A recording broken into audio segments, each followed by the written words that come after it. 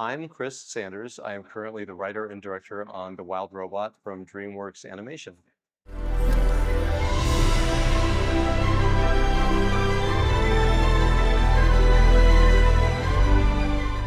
We had a challenge in designing Roz because we wanted to create a robot that would be enduring. We wanted something that felt classic, if that makes sense. So that meant we had to find a very simple, memorable design, but something that was fresh. And we took our first cues from the illustrations in Peter Brown's original book.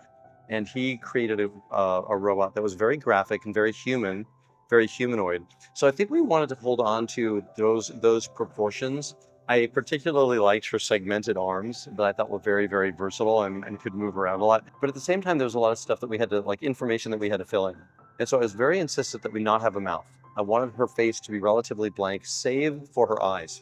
And I wanted her eyes to be the opposite. I wanted them to be very complex because I thought we could get a lot of expressive things out of them.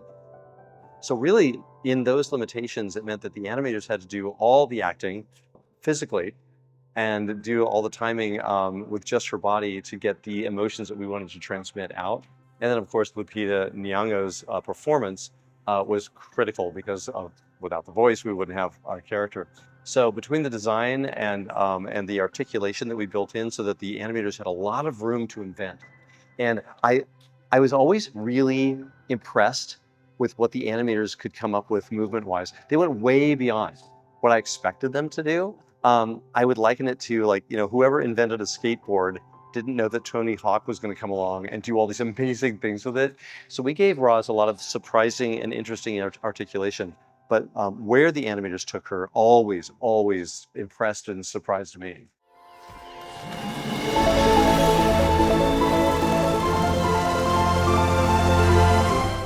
We didn't want to do a pose to pose thing. I love pose to pose animation, which is really good. In movies like Tangled, for example, the pose to pose animation is amazing and I love it. But in this case, we wanted things to feel a little bit more naturalistic, maybe would be the right way to say it, because we're in an environment that we want people to believe is absolutely real. And we're in a world of animals. There's barely any human beings in this movie. And again, we don't want the animals to be too cartoonish because I think that would break the spell of where we were.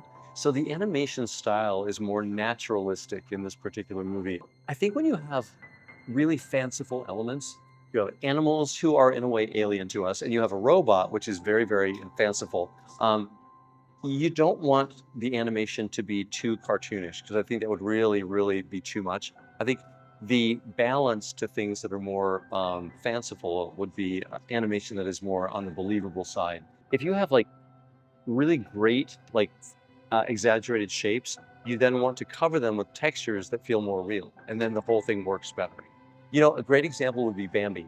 Bambi has very stylized characters. They evoke real things, but they're very stylized if you look at the way they're drawn. But their movement is very beautiful and very realistic. And somebody at DreamWorks told me this, and I never forgot it. Something that is realistic looking but moves cartoonishly is a recipe for a horror film. But if you do the opposite, if you have something that's fanciful in its design but moves realistically, it's the opposite. It's actually very comforting.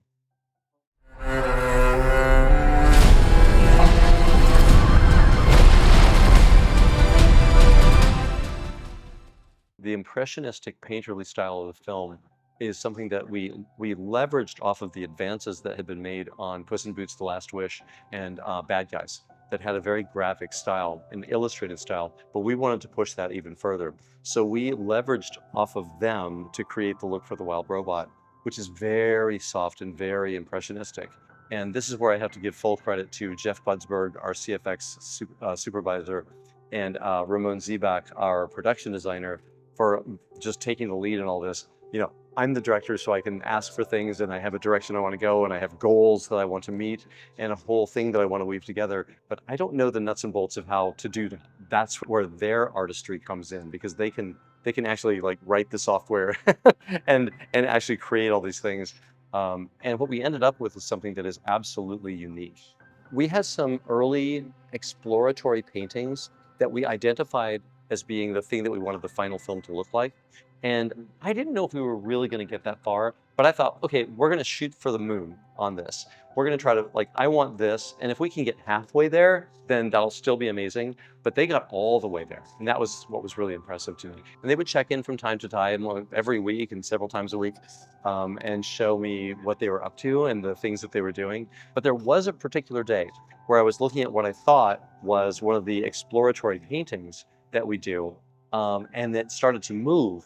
And I was blown away because I realized, no, no, no, no, that's not one of our, sketches. That's the actual movie. Sometimes, to survive, we must become more. We work very closely with all the executives so that they know what we're up to. We don't want to surprise them in a bad way. So we all, moved in that direction together. One of the things I was immensely impressed with is the effects. So I'm really glad that you asked that question because we don't talk enough about, I think, the effects in this film, and they're very unusual. They are painted elements just like everything else. And that means you've got to be very careful about how you do it. One of our inspirations, there was a particular shot in a Miyazaki film, My Neighbor Totoro, that I saw many years ago, and it was a stream. And it was the most believable, realistic water I'd ever seen. And the reason was that they didn't try to paint water. They just painted the bottom of the stream with all these like sort of decaying leaves. And then over it, they put a highlight. And the highlight was like the surface of the water. And otherwise, there was nothing there. But it looked more like real water than any water I'd ever seen before in an animated film. And that's kind of the direction and the vibe that we were looking for. To go more minimalistic in a way and not to try to overstate these things. And again, the effect was a heightened reality, and we weren't really going for that. Like we weren't looking for photoreal things. We were actually trying to get away from that. But the curious thing that happened with the Wild Robot is that in the pursuit of a more abstract style, what we got was greater believability. And that's something I didn't expect. This was an unusually well-organized film. I give full credit to our producers, Jeff Herman and Heather Lanza. They were very, very smart in the way that they organized things. The production was very smooth. I didn't feel like we ever had a crisis where we had to change direction. I think it's one of the reasons we stayed within our budget. I would say that the style helped us in a lot of ways in that I didn't think we didn't have to build as many things. Particularly with the animation, things went really quickly. And it's because we had realistic animals. Not realistic, I want to be careful. We had animals that were being animals. So instead of having like shoes and cell phones and jobs and driving cars, which I love, in this particular case, they just lived in the forest. So there was a lot of stuff that wasn't there. We didn't have a lot of stuff. So there was a purity to the environments and the animation that meant that the animators could focus on just the characters. It absolutely resulted in things going much more quickly than any other film I've ever worked on.